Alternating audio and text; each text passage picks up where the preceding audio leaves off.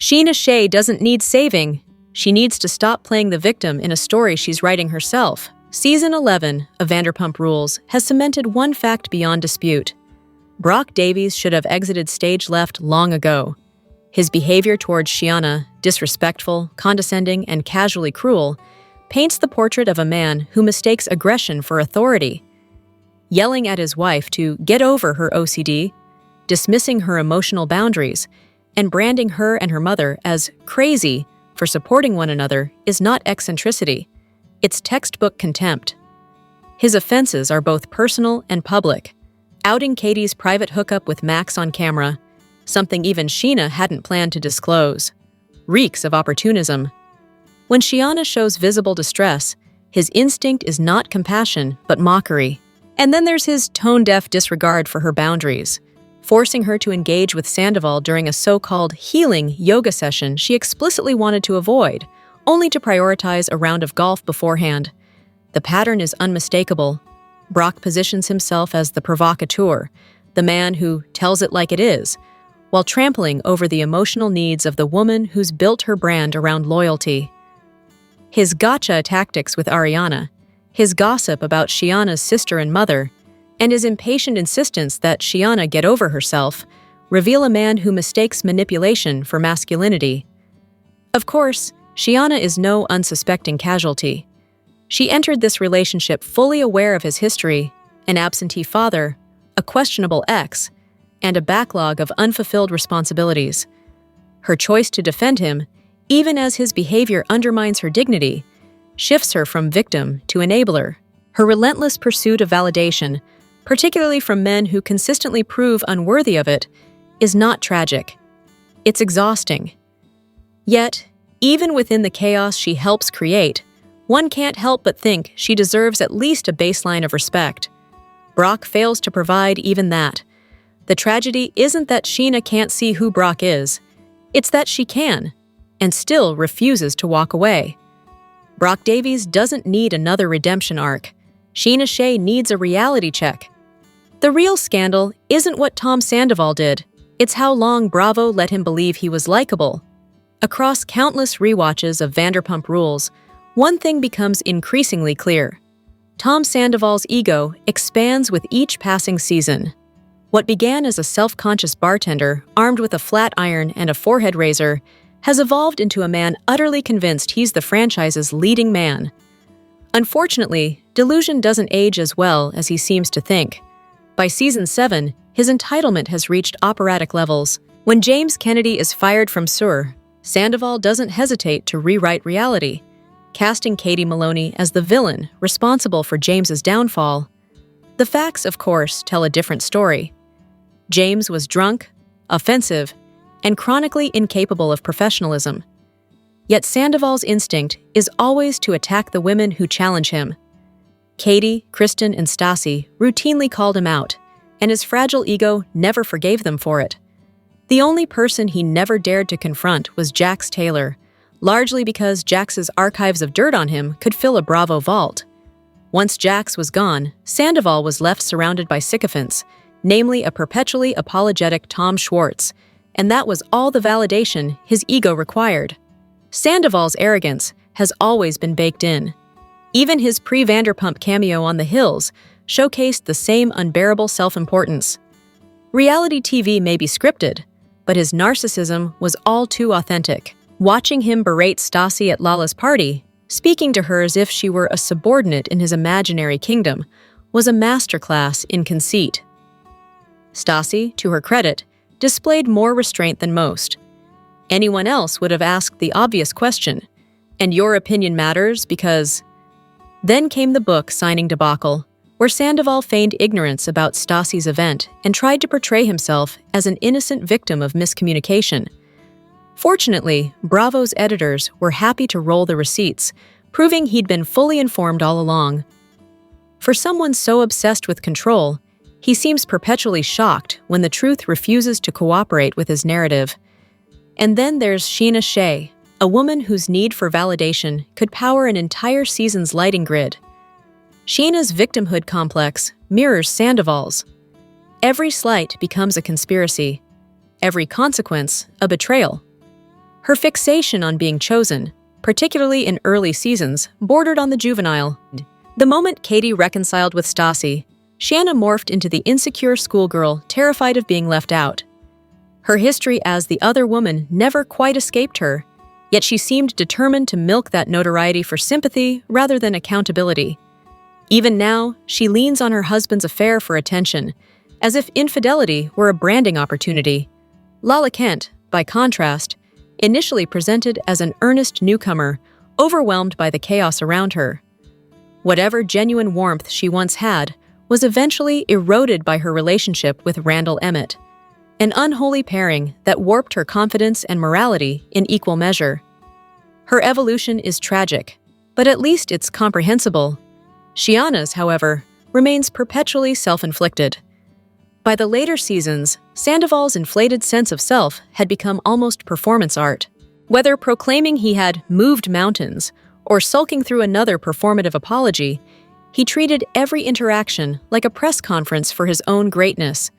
Watching him now, post-Sandoval, only underscores the pattern that's been there from the start. A man who mistakes charisma for character and camera time for integrity. The irony? The women he worked so hard to undermine, Katie, Stassi, Kristen, were right all along. They saw the cracks in his self-image before anyone else did. Sandoval spent years belittling them as emotional or irrational, when in truth, they were simply perceptive. His downfall isn't shocking. It's the inevitable climax of a man who's been rehearsing his own undoing since season 1.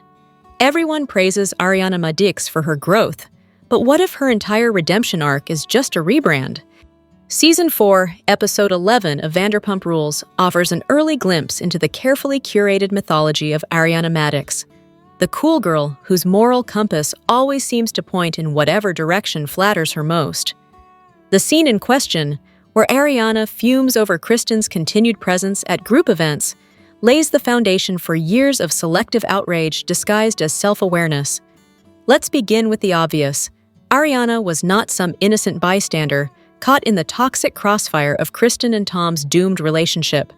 She was the other woman, the side piece who slid into the main slot mere weeks after the breakup. One could almost sympathize with Kristen's rage if it weren't wrapped in her trademark chaos. Ariana's indignation over Kristen being rude is comically tone-deaf. If breaking up a couple earns you a boyfriend, it should at least come with the grace to let the ex have her tantrum. Her hypocrisy is almost artful. Ariana has long demanded everyone move on, except, of course, when the moving on is not centered around her. Kristen's verbal jabs, "I wish you were dead," delivered with obvious sarcasm, are treated as acts of violence, while Ariana's own passive-aggressive superiority is conveniently reframed as emotional intelligence. Her insistence that Kristen was talking over her while interrupting first is pure projection, delivered with the entitlement of someone who cannot tolerate being embarrassed. Fans who know Ariana from Love Island might be surprised by this version. An insecure pick-me girl wrapped in moral smugness. She doesn't evolve meaningfully until about season 6, and even then, growth might be a generous term. Beyond that point, she simply trades overt arrogance for the subtler condescension of a self-proclaimed feminist icon. Her track record hardly matches the sainthood bestowed upon her after Sandoval. She defended James Kennedy at his most vile, excused Sheena and Brock's tone-deaf wedding antics, and sided with Rachel even as she violated Katie's boundaries. Ariana's feminism, at times, feels less like empowerment and more like brand management, a performance of moral superiority wrapped in pretty packaging. Getting cheated on didn't canonize her, it just made her more sympathetic. The post-Sandoval era also revealed a pettier, more vindictive Ariana. The performative outrage, calling Sandoval an attempted dog murderer or threatening to call the police on him for daring to speak in his own house, crossed from righteous anger into theatrical self-victimization. It wasn't empowerment, it was entitlement in a feminist costume. Even her much-praised boundaries were really just rules for everyone else. Real boundaries, as demonstrated by Jersey Shore's Sammy Sweetheart of all people, involve removing oneself from toxicity, not staging a melodrama in the shared living room. Ariana didn't set limits, She issued ultimatums, cloaked in emotional jargon. Her earlier seasons are often defended as the product of grief and depression, and yes, her father's death undoubtedly colored her behavior. But even context can't erase patterns of hypocrisy. While Kristen spiraled in visible chaos, Ariana operated in quieter manipulation, and the cast, wisely, often rolled their eyes and moved on. Over time, the narrative was rewritten. Kristen became the unhinged villain, and Ariana, the polished martyr. But in truth, Ariana's evolution isn't a redemption arc. It's a rebrand. The woman who once justified cheating and dismissed emotional accountability simply learned how to make her contradictions look respectable. Behind the feminism, the heartbreak, and the sleek PR glow, Ariana Madix remains what she has always been. The prettiest version of the problem she swore she wasn't. Here's the uncomfortable truth. Lala Kent didn't predict Sandoval, she performed it. Season 10 of Vanderpump Rules gave the world an unlikely prophet in Lala Kent. Though prophet might be too generous for someone whose intuition typically flickers between brilliance and self-sabotage. For all her image issues and long history of performative bravado, Lala somehow managed to pin down the Sandoval before it even detonated. Whether by genuine insight or sheer opportunism, she found herself, momentarily, on the right side of history. It's almost impressive how keenly she read the situation. During the early part of the season, her observations about Sandoval and Raquel seemed like throwaway digs, but in hindsight, they landed squarely on target. Unfortunately, the rare alignment between her mouth and the truth was short-lived. By season 11, that same mouth had gone rogue again. Proof that self-awareness is a fleeting guest in Kent's psyche. Still, there's no denying her season 10 performance. It was her detective era, though not quite Sherlock Holmes, more like a gossip columnist with a ring light. She spotted cracks before most of the cast could even spell infidelity. Of course, her sudden disdain for Tom and Raquel, two people she'd previously tolerated, if not outright mimicked, felt less like revelation and more like convenient reinvention. When Lala senses a storyline, she doesn't just follow it, she tries to headline it. Her allegiance to Lisa Vanderpump and the producers only sharpened the sense that she was less whistleblower and more on-call performer. The show's now iconic detective rewinds made it all deliciously meta. Those slow-motion popcorn moments where Bravo reminded viewers that the scandal had been hiding in plain sight all along. Still, the magic fades once you remember how reality television works. Scenes conveniently featuring only two cast members dissecting the scandal, likely reshot, rescripted, or at least massaged by production after the affair broke. So, did Lala really call it? Or did post-production decide she had? The fact that no one took her warnings seriously at the time answers that question neatly. Kent's greatest talent has always been external analysis, of everyone but herself. She's ruthless in uncovering other people's messes, yet allergic to mirrors. Her crusade against Raquel wasn't born of moral outrage so much as personal investment. With her complicated history with James Kennedy, Lala's vendetta carried the scent of something deeper than righteous indignation. Not that Raquel didn't deserve every ounce of scrutiny, but Lala's motives, as ever, were a cocktail of self-promotion and unresolved ego. Of course, suspicion was hardly Lala's alone. The Sandoval web was so loosely woven that even Ariana's late-night instinct to check a phone camera felt like divine intervention rather than coincidence. Everyone, in some corner of their consciousness, seemed to know. Perhaps that's why when the truth finally erupted, it felt less like shock and more like confirmation of what the audience, and half the cast, had already sensed. In hindsight, Lala Kent didn't expose a scandal. She narrated it. Whether by intuition, manipulation, or Bravo editing wizardry, she emerged as the loudest voice in a room where everyone was whispering the same thing. And for one brief, shining season, the girl who talks too much finally said something worth hearing. They call him the villain of Vanderpump Rules, but what if Tom Sandoval was never the villain, just a failed leading man who believed his own script? Few reality TV figures have worked harder at being watchable than Tom Sandoval, And unfortunately for him, the effort shows. The early seasons of Vanderpump Rules offered a rare glimpse of unfiltered chaos, the kind that can't be rehearsed or reverse engineered.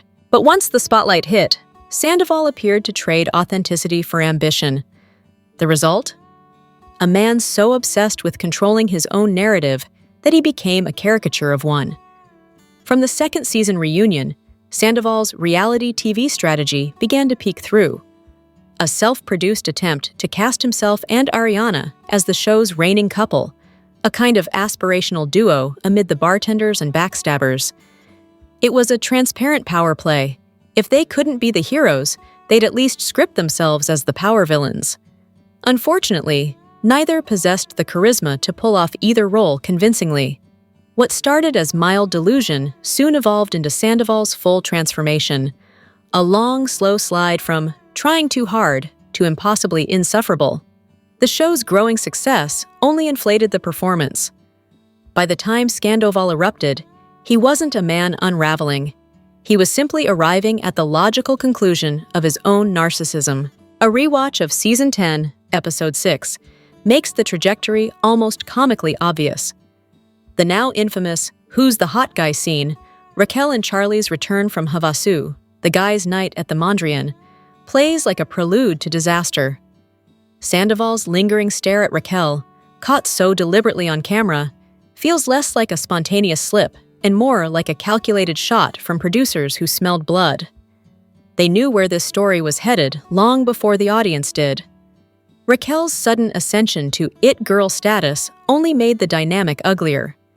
Schwartz, ever the human shrug, seemed less genuinely interested in her and more committed to playing his supporting role in Sandoval's midlife theater.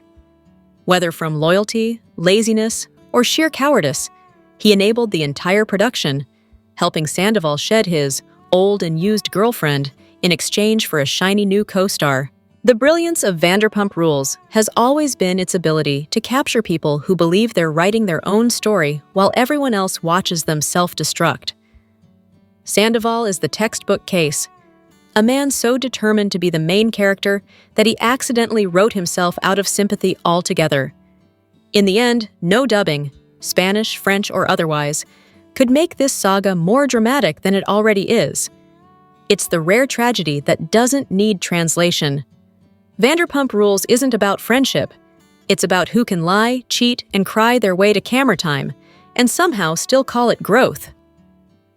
By the time Vanderpump Rules reaches its fourth season, it's less a show about servers at SUR, and more a sociological study in pathological lying, selective accountability, and the human capacity to excuse cheating if the offender cries hard enough on camera.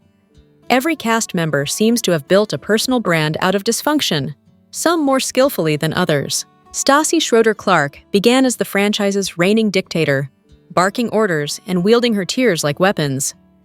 Yes, she was wronged by Jax's spectacularly predictable cheating, but sympathy evaporates the moment she resumes her reign of terror. When Katie finally turned on her, it wasn't betrayal. It was liberation. Ariana Madix entered with poise and intelligence, immediately framed as the anti-Stassi, the not-like-other-girls archetype both Toms could worship to validate their fragile egos. Early Ariana rarely spoke her mind. She was performing the role written for her by men who insisted she was chill and different. Eventually, she found her voice, right around the time Sandoval decided to humiliate her in front of the world, mere days after her grandmother's death. She's since graduated from the SUR School of Self-Delusion and is thriving beyond the cast's emotional quicksand. Tom Sandoval, the self-proclaimed tortured artist, is really just a master manipulator with a microphone. His history of infidelity reads like a resume of self-sabotage. And yet, he remains stunned when consequences arrive. Watching him justify betrayal under the guise of emotional connection is reality TV's version of watching a snake lecture on morality. Sheena Shea is equal parts people-pleaser and chaos conductor. One moment she's sympathetic and kind, the next she's filming with the man who shattered her best friend's life. Her moral compass spins depending on who's holding the camera. She craves loyalty while extending it only when convenient. Jax Taylor doesn't just cheat, he industrializes it. Nisat ingi ni kiisat. His manipulations are so obvious they border on performance art. He weaponizes coincidence and stupidity like tools of survival, skating by scandal after scandal, not because he's clever, but because everyone around him enables him. His charm is his camouflage, his moral rot, his legacy. Brittany Cartwright, the disarmingly kind Southern sweetheart, deserved far better than being the sacrificial lamb in a redemption arc that never redeemed anything. Watching her endure Jax's betrayals feels less like entertainment and more like emotional trespassing. Kristen Doubt remains the human embodiment of a broken alarm, always going off even when there's no fire. Despite years of therapy and self-professed growth, her behavior on the Valley exposes the same narcissistic chaos: rumor spreading, gaslighting, and performative remorse. Her apologies aren't about accountability. They're bids for access. She doesn't want forgiveness. She wants attention. Tom Schwartz, meanwhile, is cowardice disguised as charm. His inability to take responsibility for anything, from cheating to his career, is legendary. Katie Maloney spent years parenting a man who weaponized incompetence. His proposal felt more like a trapdoor to avoid losing her than a gesture of love. Katie herself is intelligent and grounded, qualities that the Vanderpump ecosystem seems to punish. She undervalues herself, allowing Schwartz to coast on her stability, but her newfound happiness suggests she's finally rewriting her story without him. James Kennedy's arrogance is exceeded only by his capacity for self-destruction.